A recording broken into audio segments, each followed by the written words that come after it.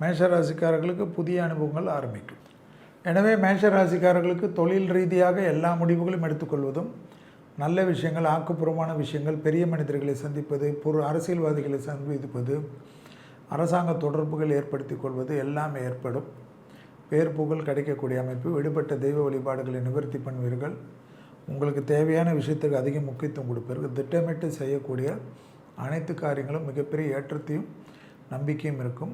ஓவராக ஒர்க்லோடை தூக்கி போட்டு கொள்ளாமல் சிஸ்டமேட்டிக்காக செய்வதும், ஓய்வுக்கு முக்கியத்துவம் கொடுப்பதும், உடற்பயிற்சிக்கு முக்கியத்துவம் கொடுப்பதும், நல்ல நண்பர்களை சந்திக்கக்கூடியதற்கு முக்கியத்துவம் கொடுப்பதும் என்று ஒரு வரையறைக்கப்பட்டு பிறருக்காகவே உழைப்பது, பிறருக்காகவே ஓடுவது, பிறருக்காகவே இருந்து உங்கள் வாழ்க்கையை மாற்றிக்கொள்வதெல்லாம் சிறிது மாற்றி ஒரு ஸ்ட்ரீம்லைனுக்கு செல்லக்கூடிய அற்புதமான காலகட்டம்.